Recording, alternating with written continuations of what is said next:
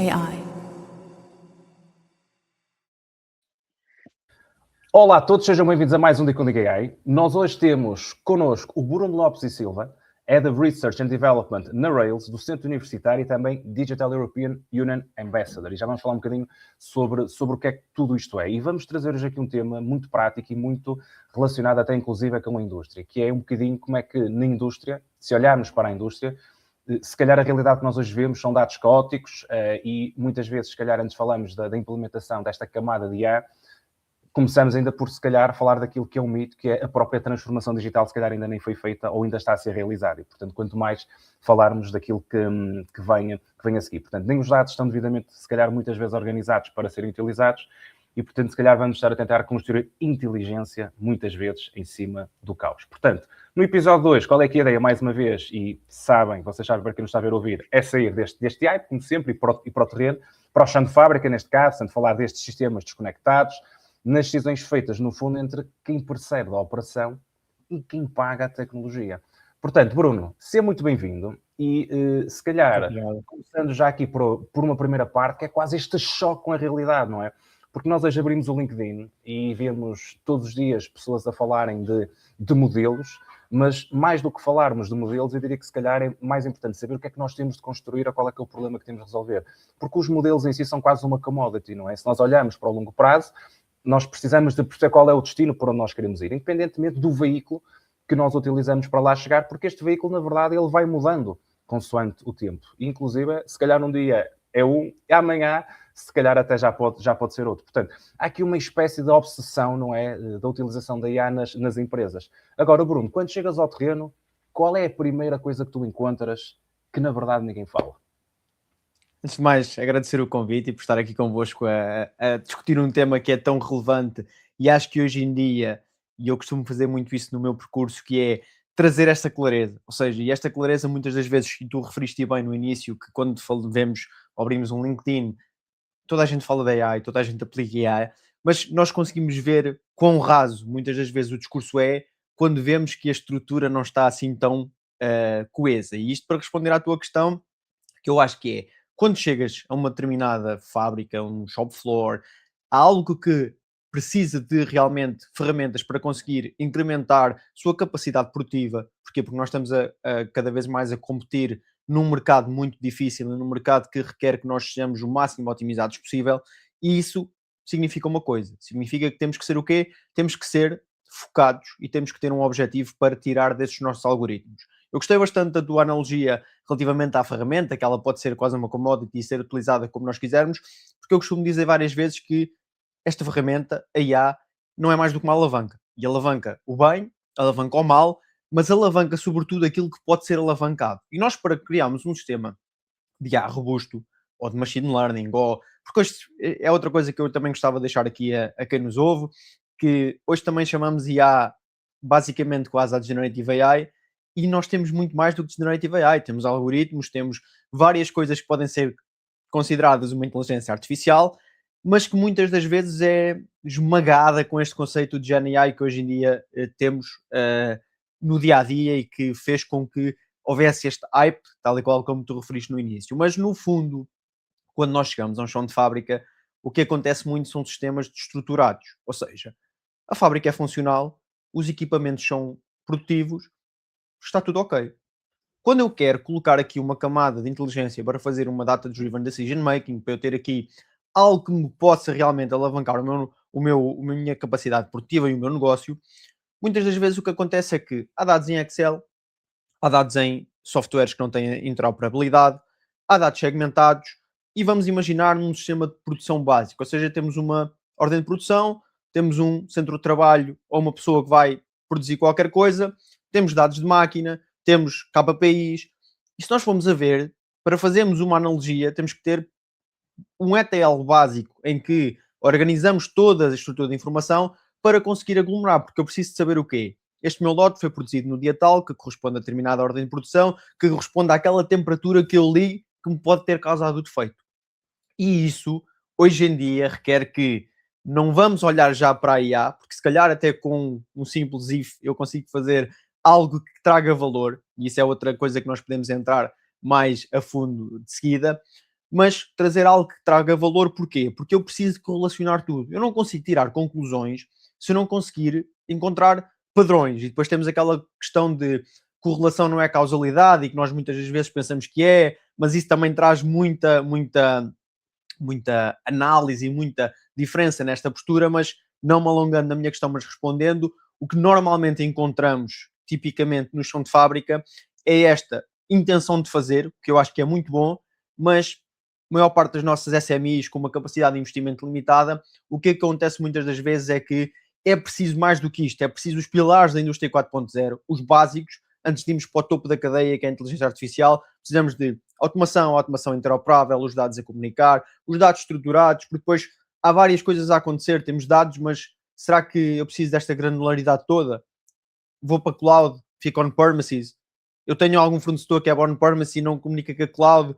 Tenho edge computing, não tenho edge computing. São muitas questões. Eu acho que nós, neste momento, estamos a viver, em grande parte do nosso tecido empresarial e da nossa indústria, algo que eu chamaria o início da indústria 4.0. Há a intenção das máquinas legacy comunicarem, então vamos fazer um retrofit ao PLC. Há necessidade de tirar uma conclusão, então vamos começar a recolher dados. Vamos formar as pessoas, porque tu disseste bem, quem toma a decisão de investimento, na maioria das vezes, não é quem utiliza aquilo todos os dias, e existem vários níveis de inteligência emocional quase associadas a esta inteligência artificial, que é a pessoa que eu vou convencer que vai aumentar os seus KPIs e a sua produtividade, não é a mesma que eu tenho que convencer para a ferramenta melhorar o seu dia-a-dia de trabalho. E esse ponto é muito relevante. Imagina, nós temos pessoas da indústria também, estou-me agora a lembrar até, uma das pessoas que nós tivemos foi o Luís Charmente, da Indutiva, que trouxe aqui uma visão também muito interessante desta área.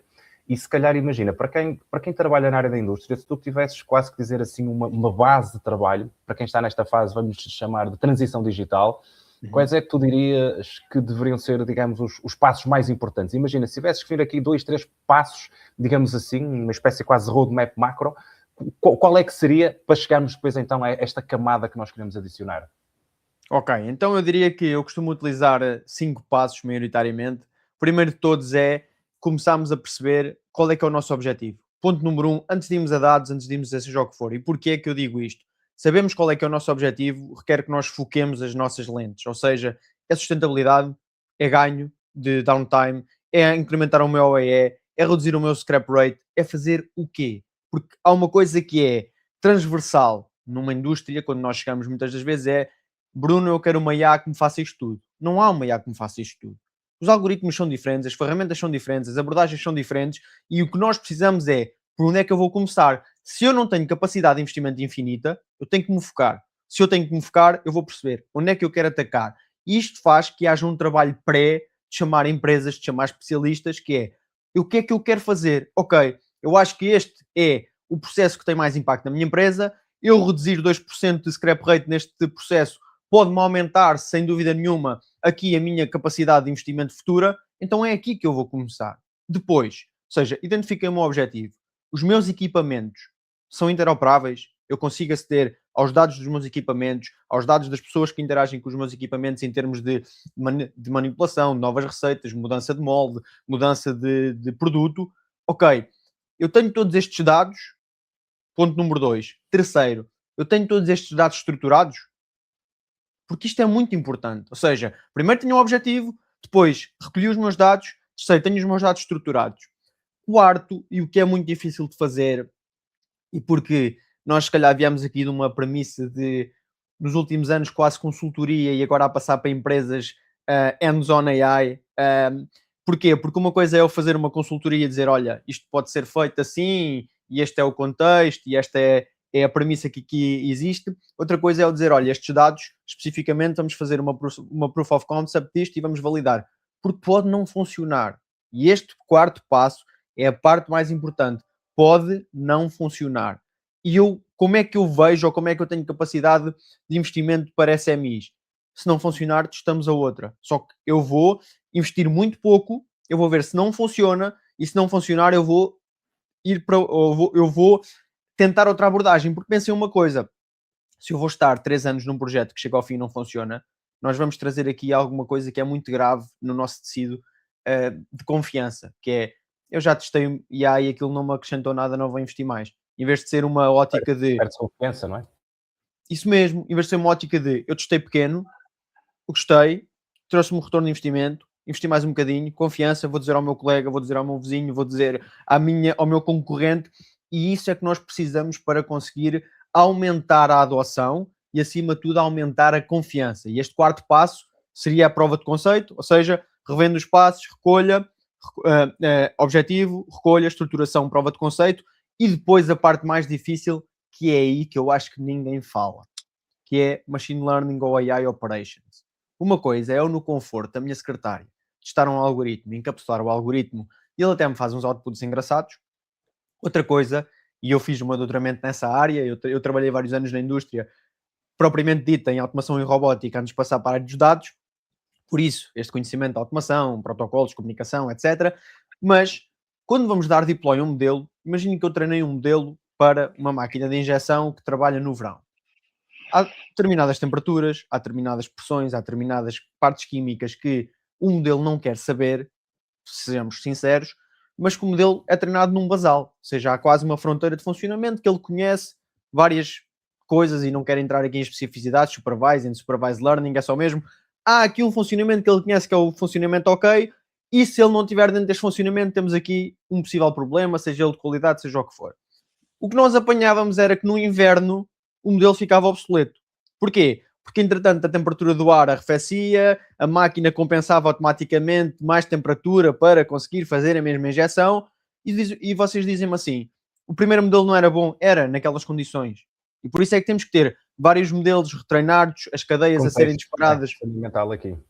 E isto, ninguém fala disto, ou muito poucas pessoas falam disto. Porquê? Porque estamos a testar, e porque eu falei um modelo de consultor mais do que um modelo de implementador propriamente dito, porque estamos a testar coisas que é, eu recebi um dataset, este dataset é todo bonitinho, todo organizadinho, eu corro aqui, performance de 99%, um recall interessante, um F1 score interessante, e seguimos. Ok, então metam isto em chão de fábrica, em que hoje a máquina tem uma avaria, a bomba de pressão avariou, então a própria máquina compensa com qualquer coisa, o modelo vai dizer, olha, isto não está em conformidade, e o operador diz assim, não, esta peça está ok. E como é que nós fazemos? Ou seja, se a peça está ok, porquê? Porque a própria máquina tem sistemas de PID, tem sistemas de ajuste e vai produzir na mesma, apesar dos pressupostos para os quais nós treinamos o modelo já não serem os mesmos.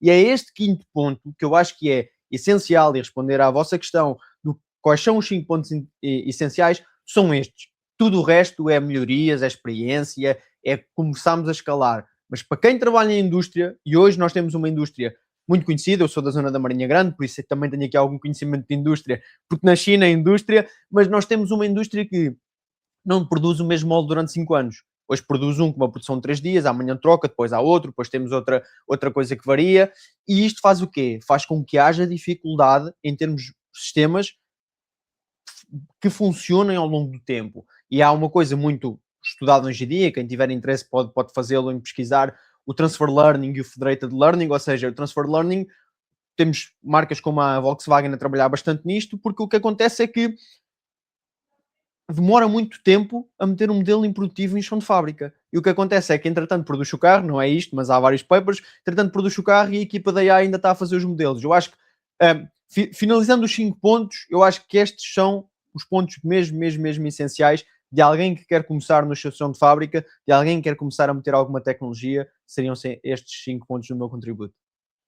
Bruno, deixa-me te colocar uma questão que é, quando tu dividiste isto numa questão mais de transição digital e de decisões de negócio, e depois estes 5 passos, porque uma das coisas que se defende muitas vezes é que nós estamos muitas vezes perante muito mais um desafio de negócio do que tecnológico. Digamos, nós podíamos dividir isto que tu disseste em 2 partes, que é, primeiro resolve o problema tecnológico, este está muito na tal transição digital, e depois sim tratamos do teu negócio. Podíamos resumir assim? Eu acho que eles devem ser, podemos resumir assim, mas em termos de implementação eu acho que eles devem ser paralelos. Porque eu não vou conseguir, algo que eu defendo muito é o Human in the Loop e o Human Knowledge, e eu faço isso muito no chão de fábrica, as minhas equipas fazem isso muito, que é, eu posso perceber dados, Mas como vos disse, eu vou para o chão de fábrica, a pessoa que trabalha 24 horas por dia com aquela máquina sabe mais do processo que eu. Ele sabe quando é que aquilo vai dar um erro porque já conhece um barulhinho ou já sabe que há uma luz. E então normalmente o que é que nós fazemos? Nós contactamos o operador e dizemos, olha, quando isto está tudo a dar problemas, onde é que tu olhas? Eu costumo olhar para a pressão, eu costumo olhar para... E o que é que acontece? O nosso feature selection é feito normalmente com algoritmos para identificar as variáveis que são mais importantes no processo de criação do modelo, mas normalmente elas vão casar com a experiência das pessoas. Porquê? Vão dar as variáveis de pressão, de temperatura, etc., correlacionadas ao defeito ou correlacionadas ao tempo. E quando eu digo que deve ser feito em paralelo, é para não acontecer aqui deslumbres. Que é, mas eu resolvi esta questão toda tecnológica e depois isto não resolveu nada do meu negócio. Ou não deu improve ao meu processo. E o que acontece aqui é que, pensem isto, se vocês tiverem um determinado objetivo, como eu disse no primeiro ponto, determinado objetivo for, por exemplo, aumentar o OEE, ou seja, queremos melhorar o scrap rate, etc, availability e performance, eu posso ter que recolher determinados dados que não têm nada a ver se eu quiser melhorar o meu planeamento. E isso faz com que, se eu tiver que chamar uma empresa de automação para me retrofitar a máquina, o meu investimento seja diferente. E para não acontecer o quê? Mas eu então chamei a empresa, ela colocou-me sensores de temperatura e pressão, mas em termos de objetivo de negócio, o que eu precisava era outra coisa qualquer. Pronto, já matámos mais um projeto. Porque eu já não tenho mais budget no projeto, já não vou ter como alimentar isto como deve ser, e por isso é que, a meu ver, conversarem. Ou seja, quando eu digo conversarem, é terem a camada de decisão com a camada operacional e de produção sempre conjuntas nesta área. E há aqui algo que normalmente não permite isto, porque nós tivemos uma cultura muito de eu não quero meter isto no meu departamento de informática. A informática não se dá bem com a produção. A produção não se dá bem com a qualidade, porque a qualidade vai chatear alguma coisa. Sejamos aqui sinceros uns com os outros. Isto só funciona quando estivermos todos a falar a mesma linguagem. Porque senão isto não vai funcionar. Porque há alguém que vai querer puxar isto para a frente, há outro que vai travar a dizer mas isso agora atrasa-me o processo. Ok? Então vamos, em conjunto, fazer com que isto venha à tecnologia e não me atrase o processo. Pedro, eu aqui alonguei-me, mas no fundo a visão eu acho que deve ser mesmo paralela, porque senão o que nós vamos ter aqui, que é o que acontece mais em relação humana, é expectativas defraudadas. E quando há expectativas defraudadas, há desconfiança, e a desconfiança leva à não progressão e à não implementação. É isso, não, eu revejo-me no que estás a dizer e é engraçado que há muita gente, precisamente e mais na área da indústria, que até é uma área que eu tenho menos experiência, mas que diz, perguntam-me alguns, Pedro, mas tu, há alguma solução, conheces alguém sem me roubar um rim, sem que eu tenha que dar um rim, não é? Portanto, há esta, muitas vezes, essa percepção que vem daquilo que tu dizes, vem muitas vezes de uma falta de confiança e até muitas vezes até de uma parte, como disseste muito bem, dos silos que nós temos tradicionalmente, digamos, estabelecidos nas organizações. Isso é um facto, portanto, acaba por... também se não mudares o teu modelo de organização, a AI, aquilo que estás a dizer, realmente tem esta grande vantagem, é que te obriga a ter a repensar o negócio, o modelo de organização, porque senão, como tu dizias logo no início também, tu estás a exponenciar algo que na sua gente já não está.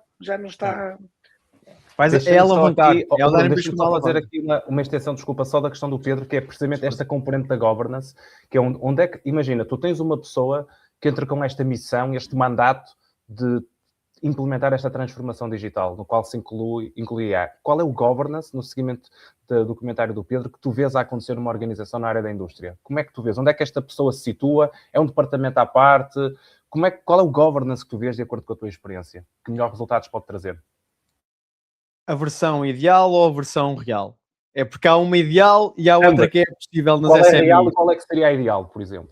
Ok, a real eu acho que isto deve partir muito de um departamento cada vez mais híbrido, em que nós podemos chamá-lo de departamento de indústria 4.0, o que for, que tem que ter competências em robótica, em automação, em protocolos de comunicação, em redes industriais e, acima de tudo, em capacidade de dados.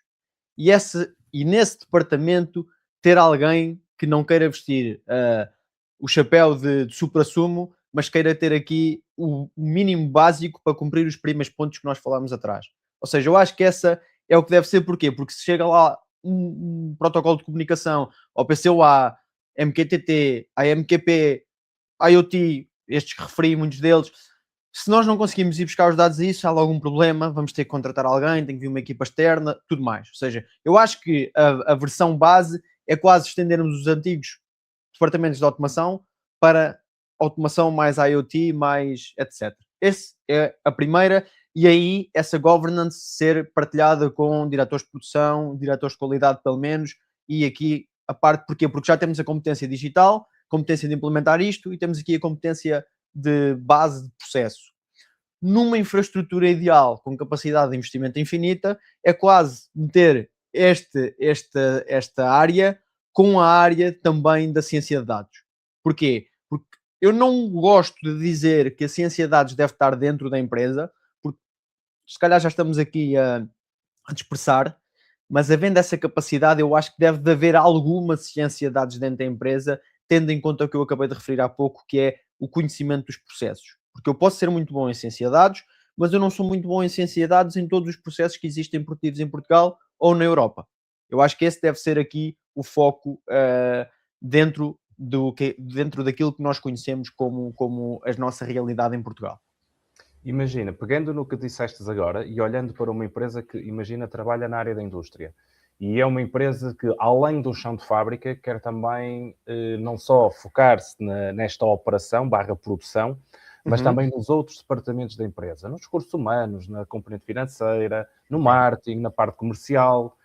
Como é que tu vês este equilíbrio entre estas partes, do ponto de vista de governance? Ou seja, este departamento, esta pessoa que vai criar esta estrutura, chega, onde é que ela se deve focar? Quais é que são os quick wins que ela pode rapidamente ter para provar valor através destes POCs, né, destas provas de conceito? E depois pode, então, ligar-se mais à produção. Como é que tu verias esta evolução olhando para uma empresa da indústria de modo que é mais 360? Ok. Na solução ideal é fácil, ou seja, a solução ideal é a pessoa conseguir olhar para todos os tipos de processos que tem, e vamos considerar isso como processos, não são produtivos, mas são processos de financeiros, de lançar coisas, RH, etc. E aí é analisar e tem que fazer uma coisa que é a matriz de prioridades. E a matriz de prioridades é baseada em várias coisas: investimento, rapidez de execução e retorno. Ponto. Não é preciso grande mais coisa, é eu tenho aqui isto, se eu melhorar isto na minha empresa, vou lançar este produto ou esta aplicação, isto consegue trazer retorno de forma rápida e aumentar a produtividade das minhas pessoas, vamos embora. Só que o que acontece muitas vezes é que, em maior parte das SMEs, esses departamentos são muito pequenos. Tens um departamento de produção com 50 ou 70 pessoas, e depois tens um departamento de recursos humanos com 1 ou 2 pessoas, e um departamento financeiro com 1 ou 2 pessoas, e assim sucessivamente. Por isso é que eu acho que não há uma fórmula, ou seja, se eu brincasse aqui, não há uma fórmula que seja o sucesso diretamente desta vertente, mas essa pessoa também pode ajudar nos diferentes departamentos. Mas eu aí já acredito mais quase como uma formação das pessoas para que elas próprias ganhem ferramentas para se potenciarem elas mesmas. Porquê? Porque tu fazes um projeto de investimento para melhorar o RH, que pode ocupar uns meses dessa pessoa que é especialista e que pode melhorar os teus processos produtivos, que são o teu ganha-pão em grande parte e que podem fazer escalar a empresa e ser mais competitivo, do que propriamente dar, se calhar, um cloud ou um Gemini ou um ChatGPT à pessoa que escreve e-mails todos os dias e a pessoa aumenta a sua produtividade em 20 vezes. Isto é muito difícil, ou seja, eu se calhar não estou a responder àquilo que tu queres.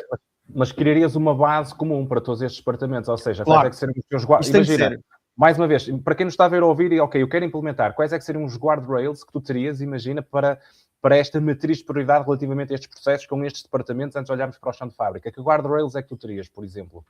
Ok. Eu acho que, então, é atacarem, tendo em conta o primeiro e tendo em conta o objetivo, atacarem algo que reduza tarefas repetitivas, que pode dar às pessoas a capacidade de pensar. Porque hoje em dia o que nos acontece a quase todos é nós não temos tempo para pensar, para melhorar, para inovar, e todos os departamentos podem inovar. Se eu estou o dia inteiro, 8 horas por dia, a escrever e-mails vazios, da minha forma, eu não vou conseguir inovar nada. E é tirarem a cabeça a ideia daqui que acham que vão inovar alguma coisa. Não vão porque não têm tempo para pensar. A primeira coisa e o que eu diria em todos e transversal e a fazer a todos os departamentos, olhar para todas as tarefas repetitivas que podem ser otimizadas ou automatizadas e atacar esses pontos antes de sequer irmos então para a parte mais industrial. Eu acho que só fazendo isso, a melhoria da empresa, a melhoria da indústria, a melhoria da capacidade das pessoas aumentava sem precedentes. Sem dúvida alguma, e na verdade, apesar de nós estamos aqui a falar de indústria, acaba por ser algo que é transversal às diversas empresas, não é?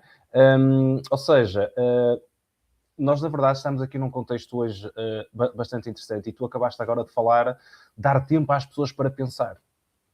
Ou seja, se calhar agora podemos falar um bocadinho da importância do ser humano como centro, digamos, de todo este processo, não é?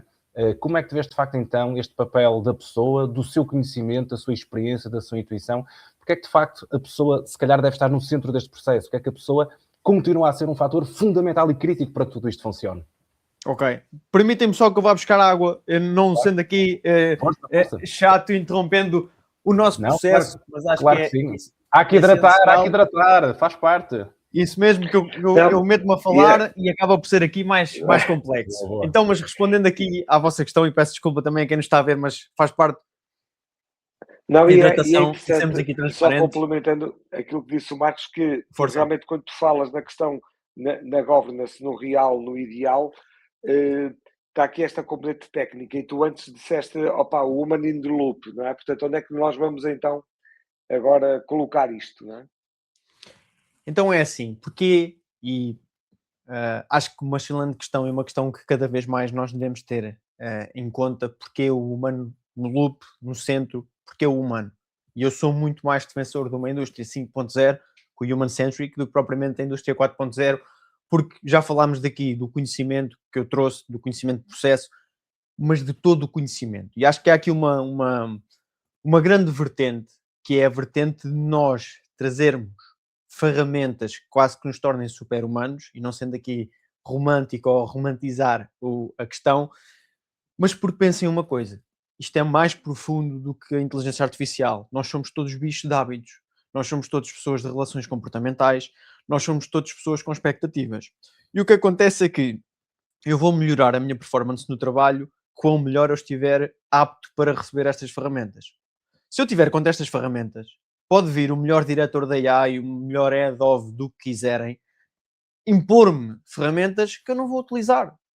Mas alguém me está a dizer, não quero saber, não vou fazer, não vou. E quando eu me sinto parte desta tribo do vamos utilizar estas tecnologias para levar isto para a frente, os resultados não têm precedentes. Ou seja, é aí que nós conseguimos fazer. Nós podemos ter 20 programadores, e se eles por eles próprios não quiserem procurar, não quiserem utilizar as ferramentas, 20 operadores, 26 ou o que for, eu acho que meter no loop, nós temos que... E eu estive num grande evento no técnico na semana passada, em que era falar sobre isto, e era tirar o hype da AI para cerca de, acho que eram 1500 pessoas na plateia, jovens empreendedores e engenheiros recém-formados, e a pessoa fez-me uma pergunta que era, ok Bruno, então o que é que nós temos que desenvolver nesta área com pessoas no centro, como a vossa questão foi?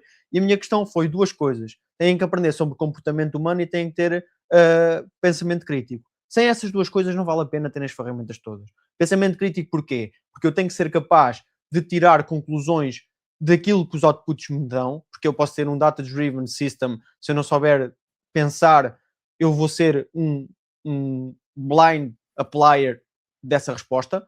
E depois esta questão do comportamento humano, porque a questão do comportamento humano tem muito a ver com isto, porque nós precisamos de convencer pessoas, precisamos de convencer a pessoa que compra, a pessoa que utiliza, a pessoa que melhora, a pessoa que vai implementar aquilo, e ou fazemos isso como uma Netflix e por aí fora, que joga com a nossa capacidade de intuição, com reinforcement learning, de gostei deste filme, não gostei deste filme, etc. E vamos treinando o algoritmo, e a pessoa faz isso sem dar por ela.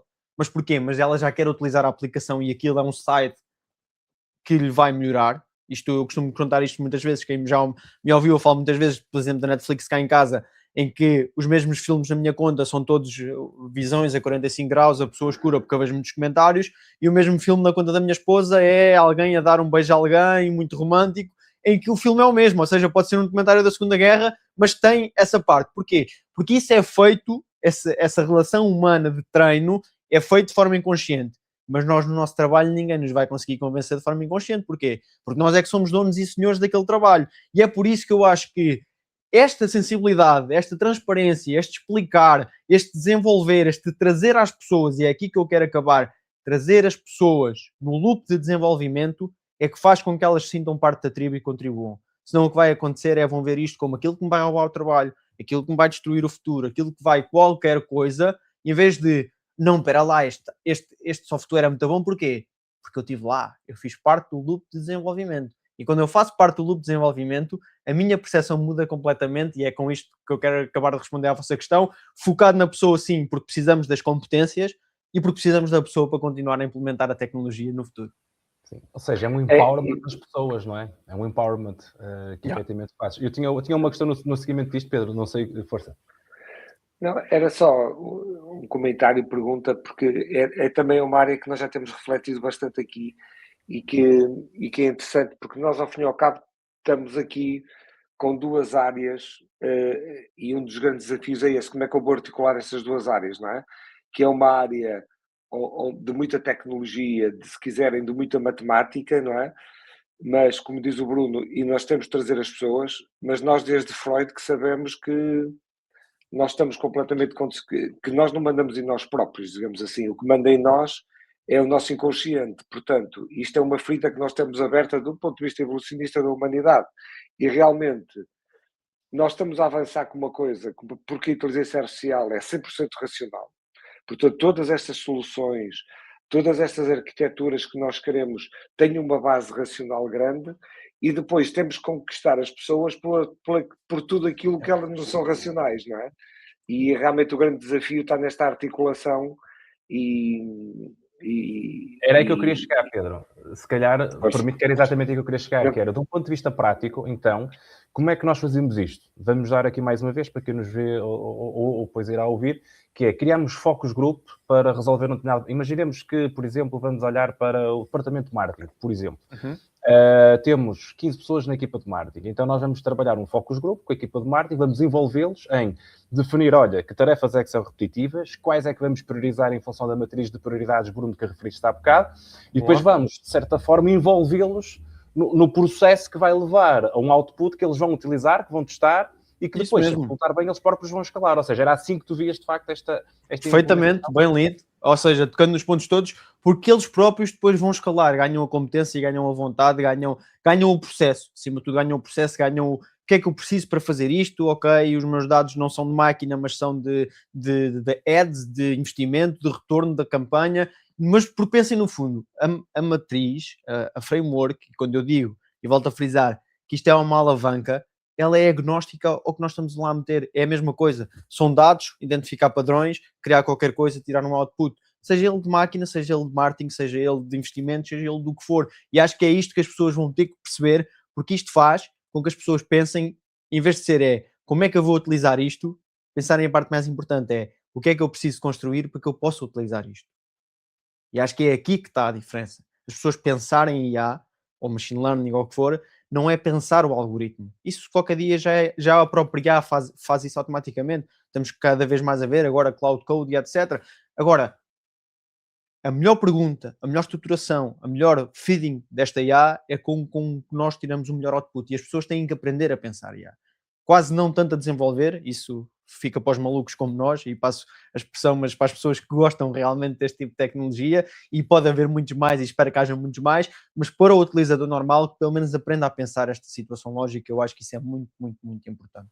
Lá está, o que tu referiste agora, a qualidade do input, depois, na verdade, vai determinar a qualidade do output, não é? E nós, ao fazermos este trabalho, acabamos também por educar as pessoas, não é? Porque isso. Ao criar esta... Ou reeducar, eu até diria quase reeducar, não tanto educar, mas reeducar, isso mesmo. Ou reeducar, não é? Porque... Bruno... Força. Não, e é só, portanto, ao envolvê-las no processo, não é? Na verdade, elas são parte integrante do mesmo e neste processo elas realmente vão reeducar-se, pegando os seus próprios comportamentos e forma de abordar as suas próprias tarefas. Isto, na verdade, não é chegar a um local e dar uma formação, não, é criar uma conexão com as pessoas, envolvê-las no processo para levá-la ao output. Claro, faz todo sentido. É isso, estávamos aqui a falar os três sobre isso e eu lembrei-me que há muita gente, e à cabeça o Sr. Bill Gates, que diz que nós vamos realmente nos próximos 3, 4 anos passar por dificuldades muito grandes com a introdução da IA. E ele está convencido que depois de 5 a 10 anos que a coisa fica. E agora estávamos aqui a falar, eu estava a pensar, esta grande dificuldade que nós vamos ter é realmente estes ajustes todos o Bruno estava a falar, que o Marcos também estava a complementar, que é, nós realmente, isto é uma coisa tão estrutural, tão funda, tão profunda, melhor, tão profunda que se calhar justifica porque é que há muita gente com muito mais receio nos próximos 3 anos do que daqui a 6, 7 anos, não é? Sem dúvida, e porque há aqui outra coisa, Pedro, que eu complemento com isso, que eu há pouco complementei com relações humanas e com pensamento crítico, mas a maior dificuldade, e eu acho que cada vez mais, pelo menos nacionalmente, sou chamado para diferentes eventos, porque é a forma com que eu consigo passar. E eu, como sabem, eu venho de um PhD em AI e normalmente comunico para pessoas que não percebem de AI. O que é que há? Há 2 padrões. Há o padrão, eu não vou tirar o meu chapéu de uau, sei o que é que são algoritmos e vou aqui falar para estas pessoas e ninguém vai perceber nada, do que vou transformar isto numa forma em que todas as pessoas percebam isto, com frutas, com... Às vezes vou a algumas palestras e explico Supervised Learning com um balde de frutas. Isto sabes o que é, não sabes o que é, e as pessoas vêm ao fim e dizem assim, pá, eu há 2, 3 anos que ando a estudar isto e nunca percebi isto. Porque o que é que acontece? E eu acho que isso, e desses 3 anos, Pedro, eu quero pegar nisso por causa desses 3 anos, vai ser uma quebra de paradigma do temos que parar de somos os senhores científicos, XPTOs, em que fazemos isto tudo e só nós é que temos esta parte, porque nós uns sem os outros, vou reiterar a parte do human-centric, nós uns sem os outros não vamos levar isto avante e não vamos fazer Portugal competitivo, e para isso é que eu acho que isto é preciso, mas para isso temos que meter todas as pessoas, eu não digo a falar a mesma língua, mas pelo menos a perceber o mesmo idioma. Porque se nós não percebermos isto, se as pessoas não conseguirem perceber para que é que isto serve, não vai ser fácil. E como eu estava a dizer, eu acho que cada vez mais sou solicitado e não consigo aceitar todos os desafios que me apresentam e palestras e etc, porque, pronto, mantenho esta parte mais operacional, mas porque as pessoas sentem dificuldade desta quase intelectualidade que estamos a impor nos LinkedIns desta vida e etc. E por isso é que eu digo, e vou voltar ao mesmo ponto que disse no início, quando eu vejo que a coisa é rasa demais, é Einstein Mode, que é se não conseguir explicar isto a uma criança de 5 anos, tu não sabes nada sobre isto. E quando vêm com grandes buzzwords, eu também as sei usar. Mas eu acho que Portugal, Europa, e é um trabalho que eu faço no LinkedIn e em várias plataformas, é tentar traduzir sempre isto por miúdos para que todas as pessoas consigam perceber e conseguir aplicar no dia a dia. Eu acho que vamos passar nesses 3 anos, vamos ter que passar por isso, vamos ter que tirar estes chapéus egóicos de diferentes abordagens, de eu sou o XPTO da minha startup ou do meu artigo científico, e vamos trazer à comunidade clareza, porque nós só evoluímos, não só nesta revolução, em todas as revoluções industriais, nós só evoluímos como deve ser quando trazemos todas as pessoas para o mesmo barco e para o mesmo objetivo. Deixa-me complementar isto, porque eu vi esta semana, mas acho que é de fevereiro ou até de março, não sei já, aquele relatório da Gallup que trabalha sempre muito esta questão da força de trabalho. Pá, tinha lá um número que me impressionou, que foi 59, ele chama o quiet, como é que é? Quiet quitting. As pessoas que silenciosamente, não é? Estão a procurar, pá, que ninguém note em mim, que eu quero é que não me deixem em paz, eu vou sair, eu estou perto da reforma, e o número é de 59%, portanto, eles têm lá, estava-se a referir não a Portugal, à Europa, não é? Com Portugal incluído, mas é muito, 59% da força de trabalho está nesta postura do quiet quitting, que é, pá, deixa ver se ninguém repara em mim, pá, porque se eles me pressionar muito, eu também acabo por sair, não é? E isto junto com uma questão também, já agora ouvir a tua opinião, nomeadamente esta área da indústria, que é, nós sabemos que até hoje nós seres humanos evoluímos muito pelo erro, e o erro é uma coisa que a IA não lida bem, não é? Portanto, a IA procura a sua eficiência máxima, e depois a questão da experiência, não é? Porque ainda por cima, quem está muitas vezes, isto agora é uma interpretação, já não é, digamos, do relatório, mas muitas vezes quem está, se calhar, neste quiet quitting é alguém também que tem a experiência, que é algo que a IA não nos traz, não é? E que muitas vezes a experiência que tu há bocado falavas, pá, esta máquina não vai, alguma coisa não está a correr bem nesta máquina, ela está a aquecer demais, seja o que for. Como é que tu vês isto também? Ao fim e ao cabo, isto acrescenta esta dificuldade que falavas também, não é? Aí tens 2 vertentes muito difíceis e eu tenho discutido isto também com uma pessoa com quem eu discuto muitas ideias e eu posso até dizer quem é, o CEO da Rails. Nós temos discutido muito estas temáticas e uma das temáticas que vem é a aprendizagem daquilo que nos fazia ser diferentes. E a ver se eu consigo explicar bem isto, que é, até há um tempo, era muito importante nós termos experiência numa determinada área. Eu era especialista nisto, o Marcos naquilo, tu naquilo, e isto fazia-nos a diferença toda. O problema é que isso rapidamente vai ser ensinado aos algoritmos e essa camada de experiência e de diversificação vai ser alguma coisa que todos vão ter. Nós vamos ter é que ver o passo a seguir a esse. O passo a seguir a esse é qual? É como é que eu consigo, tendo em conta o basal disto tudo, eu manter a minha personalidade e conseguir aumentar isto. Estava a dizer que eu discuto isto muito com essa pessoa e veio um exemplo, que era um exemplo, por exemplo, de dar aulas, ou seja, eu vou dar uma aula. Eu posso ir dar a minha aula da minha forma, mas eu posso meter uma IA a fazer a minha aula. Mas eu posso fazer o próximo passo, que é, eu vou meter uma IA a melhorar a minha forma de dar a aula. Eu acho que é aí que está a diferença. E é aí que as pessoas não estão a ter a noção total, que é, ou estão a olhar para isto em quiet quittings tristes e eu era experiente e a IA vai-me passar, ou eu não, ou ao contrário, ou o que for. Ou seja, está para termos uma interpretação do quiet quitting como nós quisermos, seja ele pela experiência, seja ele por não acompanhar, ou por não estarmos a ser valorizados. Mas eu acho que a chave é, nos próximos 2 anos, os temas vão aprender o suficiente para nos tirarem esta diferença de experiências, e é, olha, eu sou programador desta linguagem há 30 anos. Ninguém quer saber, porque agora um sistema de IA qualquer programa melhor que 5 minutos, e tudo bem. E as pessoas, mais uma vez, relações humanas e pessoas, tirar este chapéu egóico de, não, espera aí, eu até sou bom a dar aulas. E isto é bom a fazer apresentações. E eu e isto somos os melhores. Eu acho que é aí, porque é difícil, eu não sei se respondi diretamente à tua questão, mas essa parte da experiência... É quase, nós temos a obrigação de, com a IA, termos a melhor versão de nós próprios. Isso mesmo. E com isso vamos precisar de fazer uma coisa muito difícil, que era a dica que eu deixava, que eu utilizo isto muito comigo mesmo, que é, nós temos um padrão cognitivo-comportamental, esse padrão cognitivo-comportamental existe porque nós fomos formados dessa forma como pensamos, com a nossa educação. Podemos ir buscar Freud, podemos ir buscar Carl Jung, podemos ir buscar quem nós quisermos para desmapear aqui isto tudo, ou mapear tudo o que está aqui entre as nossas duas orelhas, mas eu acho que a forma que isto vai fazer o potencial é as pessoas treinarem as IAs para nos desmontarmos em termos de pensamento. O que é que eu faço? Tenho um agent criado com a forma como eu penso, ou seja, a forma como eu escrevo, a forma como eu leio, a forma como eu implemento as coisas, e o que eu faço a ele não é melhora-me isto, é desmonta-me isto. Ele diz, olha, estás aqui com blind spot, estás muito focado nesta parte, estás muito em moralidade, estás muito em... E isso é que vai ser a ferramenta que é. Nem todos nós até então tínhamos mentores que nos fizessem isso. E agora conseguimos treinar mentores, só que para isso temos que estar com uma coisa. Temos que estar com vontade de mexer com uma coisa que nos vai mostrar que nós não somos assim tão espertos e tão inteligentes e tão supra-sumos. E acho que é aí que vai estar grande parte da dificuldade. Ou seja, e no seguimento do que temos vindo a falar, se tu disseres quem é que nos próximos anos, em termos de talento, qual é que é o perfil que vai dominar, e refiro isto porque nós já tivemos aqui várias conversas ao longo dos podcasts com solopreneurs e com importância que é não só pensar o negócio, mas depois conseguir executá-lo. E nós hoje temos, por exemplo, este perfil do AI Engineer, por exemplo, isto estou só a dar aqui um exemplo.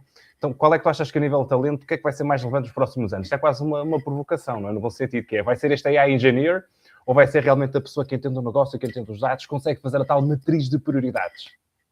Eu acho que vai ser a pessoa que precisa de perceber totalmente e holisticamente o que é que são os processos, seja eles de negócio, seja eles de militar, seja eles de democracia, seja eles do que for. Ou seja, eu acho que nós vamos ter mais tempo para perceber holisticamente do que propriamente sermos grandes programadores ou grandes mentes, porque vamos quase poder comprar essa capacidade de computação e de inteligência e nós vamos ter que só orientar.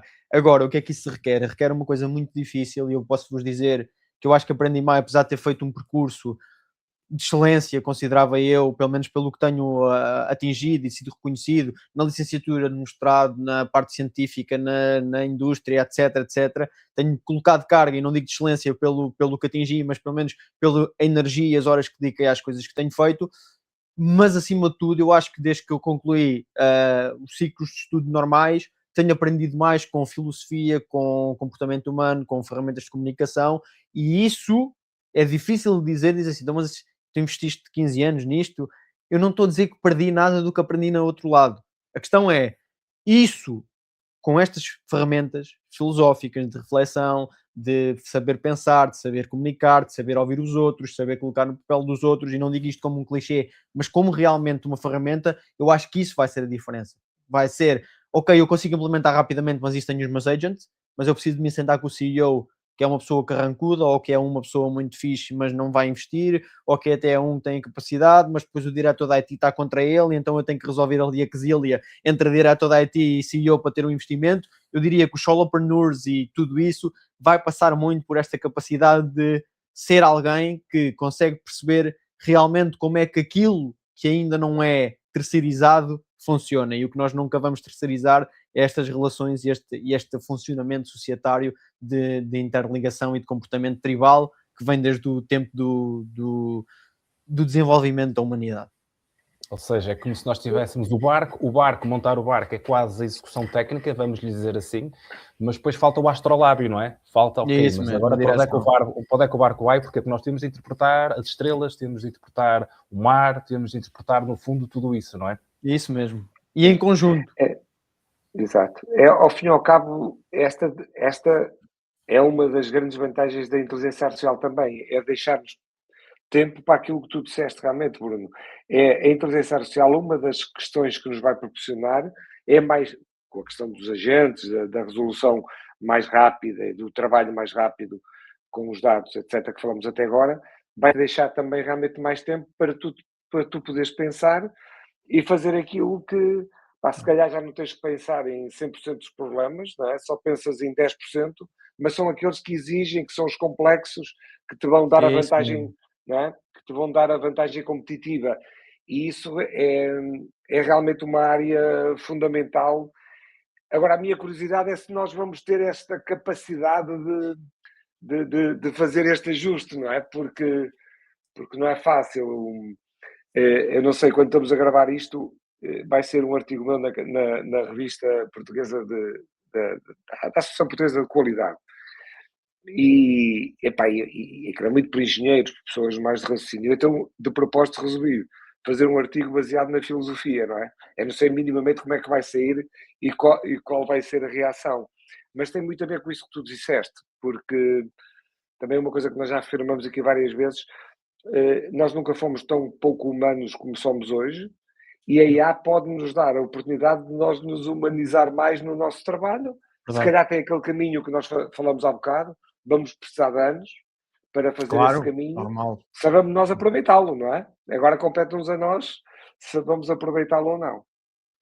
Sim, sem dúvida, e acho que o que acontece aí é que depois tudo isto está consoante a velocidade que as pessoas querem dedicar, e ou seja, antigamente nós vivíamos no nosso mundinho, a velocidade era aquela que nós impunhamos, ou que a nossa região impunha, ou que o nosso distrito impunha, ou que o nosso país impunha, no fundo, porque se queríamos acompanhar. O que acontece é que se esta ferramenta existe, se alguém a utilizar mais rápido do que ele vai-me passar. E quando eu digo alguém, posso dizer nações a definir novas partes, diplomacia difícil, geopolítica difícil, negociações difíceis, valorização de empresas e de estados e de trocas difíceis.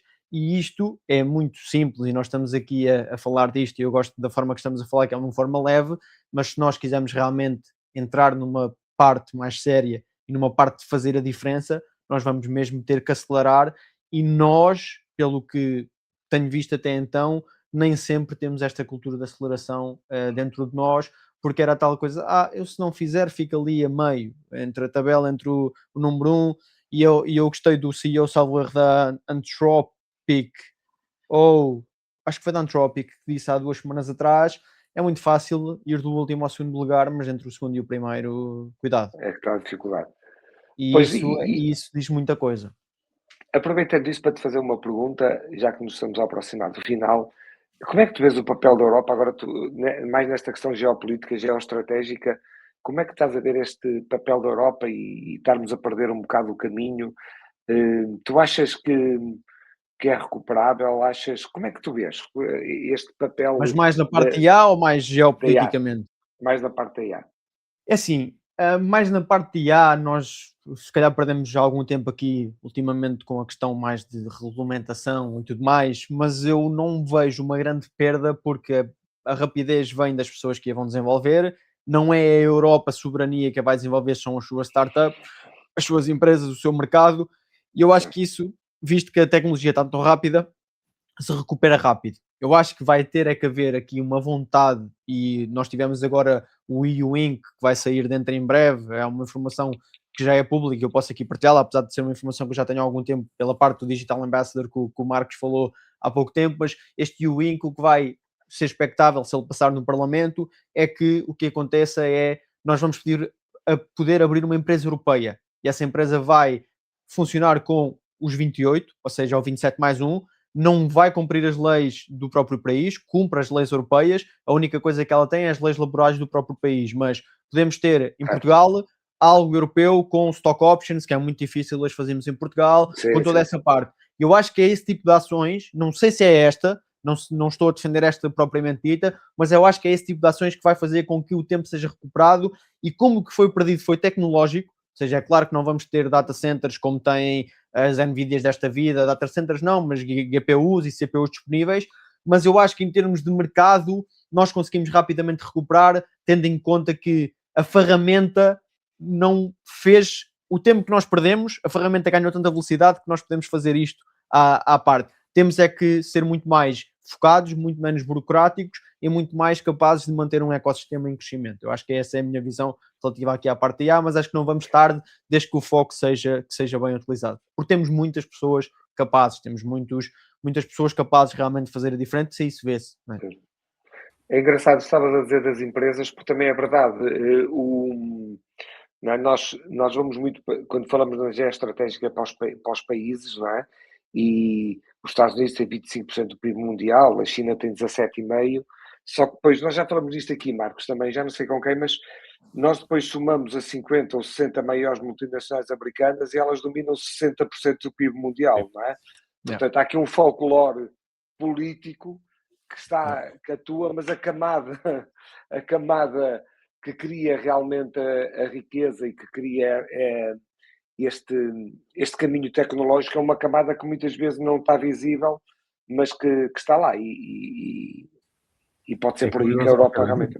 Dizeres isso, ainda hoje de manhã havia que a BlackRock emitiu agora para Q2 como irá existir uma mudança no mercado, as 7 magníficas, digamos assim, todas elas base tecnológica, que irá existir uma mudança nos próximos tempos. Portanto, também estou muito curioso para ver o que é que realmente vai acontecer, não é? Nos próximos meses e anos, não é? Porque grandes alterações parece que vamos ter aqui pela frente. Eu, se calhar, para concluir, tinha só uma última questão, que era, Bruno, se um CEO de uma empresa viesse ter contigo e tu lhe tivesses que dar um conselho, uma sugestão, qual é que seria a primeira coisa que lhe dirias, ou a mais importante, a mais relevante, para este CEO que quer implementar tecnologia na sua empresa, quer implementar IA, qual é que seria, no fundo, a tua sugestão? Ok, é uma pergunta difícil porque me estás a pedir só um ponto, ainda há bocado passámos por 5 e agora eu sei, mas é importante fazermos isto, porque começámos por algum lado. Eu diria que acima de tudo não tentes fazer tudo sozinho, verifica quem faz, pergunta a quem já fez e tenta acompanhar os movimentos de mercado, não de uma forma cega, porque é impossível acompanhar tudo. Nós somos da área e é difícil, vamos dormir, no dia seguinte há qualquer coisa, mas eu acho que esta é a parte mais essencial, não tentes fazer tudo sozinho, não vais reinventar a roda, já há alguém mais inteligente que tu que fez isto ou que vai fazer, ou até uma inteligência superior que eu possa ter feito, e foca, define o objetivo e começa a testar. Eu acho que é assim muito, muito, muito ao de leve, eu acho que é isto. Ou seja, bom senso e trabalho em equipa.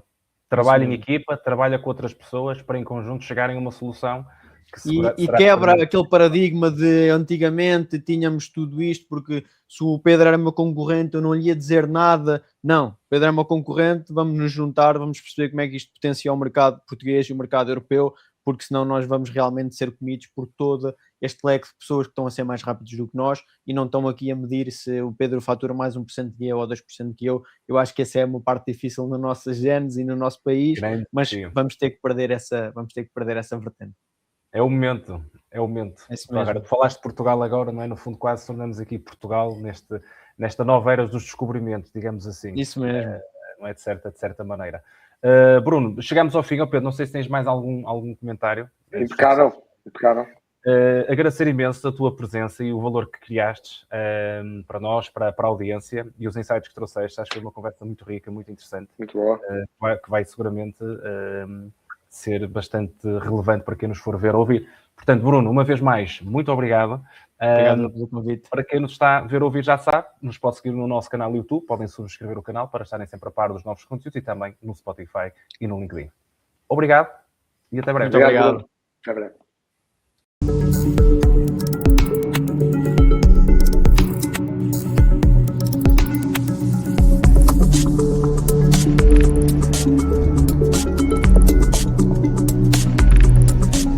Decoding